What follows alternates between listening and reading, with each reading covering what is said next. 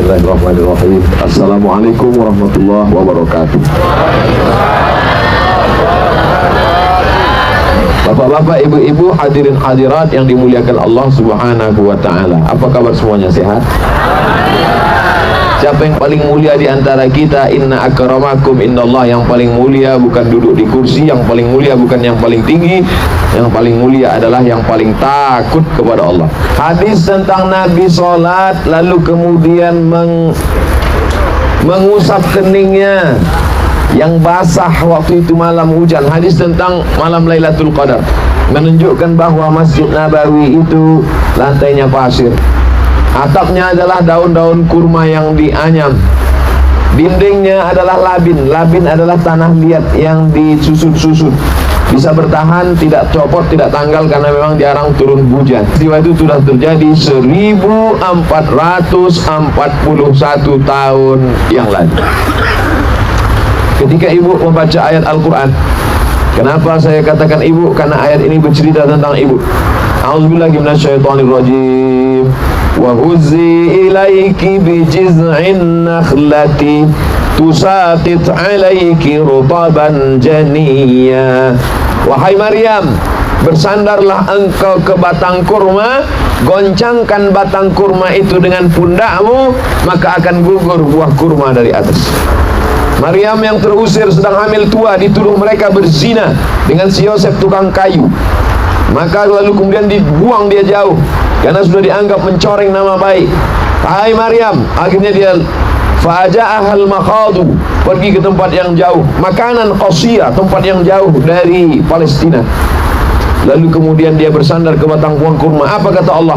Wa huzzi ilaiki bi jiz'in nakhlati, bersandar engkau ke batang pohon kurma, goncangkan batang kurma itu dengan pundakmu, tusaqit alaiki rutaban janiyya, akan gugur buah kurma dari atas. Saya selama ini di Indonesia hanya bercerita, berceramah tentang itu, tapi hanya membayangkan. Artinya true story, kisah nyata kita alami sekarang. Oh begitu ternyata sholat di Masjid Nabawi 1441 tahun yang lalu. Oh ternyata begitu 2000 tahun yang lalu yang dirasakan oleh Maryam ketika bersandar ke batang pohon kurma, jatuhlah buah kurma. Makanan pertama yang dimakan oleh Maryam setelah melahirkan adalah kurma. Man tasabbaha, siapa yang pada waktu paginya makan sab'ata maratin, 7 butir kurma, ajwa.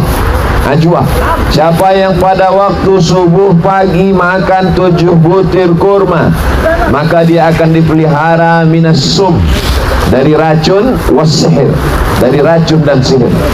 Siapa yang mau makan kurma pagi di awal harinya, tapi kurmanya kurma ajwa, hadisnya Sahih Bukhari, Sahih Muslim, maka di hari itu akan dipelihara dari 2. Yang pertama sum, racun. Yang kedua sihir, daripada sihir, santet. Apa kata ulama tentang hadis itu? Hadis sahih, sepakat ulama tentang kesahihannya, Sahih Bukhari, Sahih Muslim. Dan yang paling membahagiakan kita adalah ternyata doa itu barakah doa Nabi sallallahu alaihi wasallam.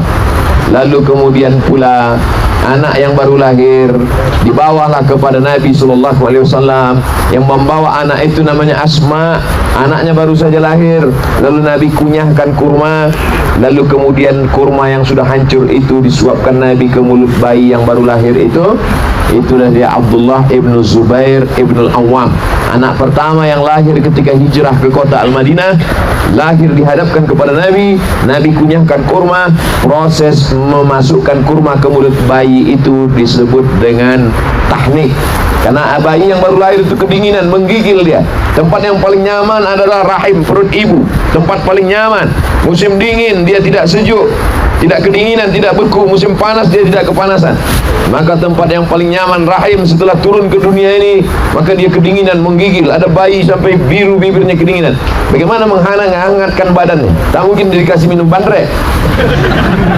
Maka menghangatkannya, itulah dikunyahkan kurma. Kurma amat sangat bagus untuk tekanan darah tinggi.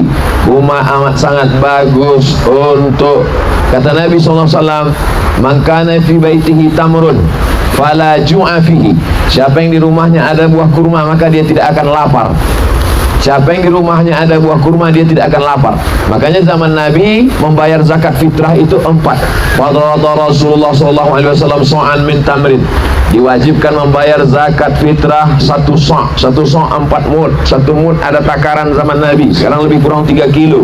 Pertama, kurma. Yang kedua, zabib. Zabib artinya anggur kecil sebesar ujung kelingking yang dikeringkan. Kita menyebutnya kismis. Yang ketiga, aqid. Aqid artinya susu kambing yang dijemur kering. Kita menyebutnya mentega. Yang keempat adalah gandum. Gandum, mentega, kismis, kurma. Tidak ada beras. Jadi kalau ada orang mengatakan kalau tidak ada di zaman Nabi berarti bid'ah, maka makan nasi itu bid'ah. Karena Nabi tak ada. Mana tunjukkan hadis Nabi makan nasi? Nasi datang belakangan. Orang-orang Arab ini baru tahu makan nasi belakangan. Nasi, beras pun diimpor dari Thailand, dari Indonesia, barulah datang kemari. Sebelumnya mereka hanya makan gandum, makan kurma, makan zabib, makan kismis, makan mentega. Pagi-pagi makan kurma, makan gandum, tak ada makan nasi. Artinya apa? Bahwa apa yang dilaksanakan Nabi SAW itu, kalau ada orang mengatakan itu kan dia melakukan itu Pak Ustadz, memang kebiasaan sehari-hari. Ada kebiasaan sehari-hari, tapi juga ada wahyu dari Allah Subhanahu wa Ta'ala. Wa ma yantiqu 'anil hawa. Nabi tidak berbicara mengikut hawa nafsunya, in huwa illa wahyun yuha, melainkan wahyu dari Allah Subhanahu wa Ta'ala. Ketika Nabi sampai ke kota Al-Madinah Al-Munawwarah ini, umur Nabi kira-kira berapa Bapak Ibu waktu itu? Kita hitung sama-sama. Nabi dapat wahyu umur 40.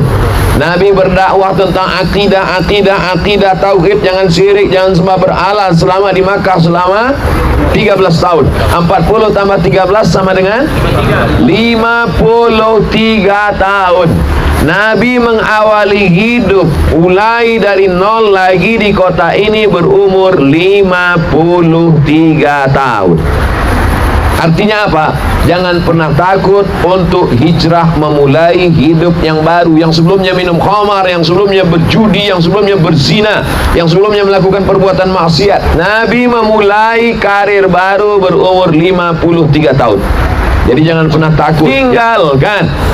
Nabi mengajarkan umur 53 tahun jangan pernah berada di zona aman. Berada di zona aman, takut dengan permasalahan. Dunia ini tempat masalah. Takut mengalami masalah, jangan hidup. Takut hidup, carilah tempat yang tak ada masalah.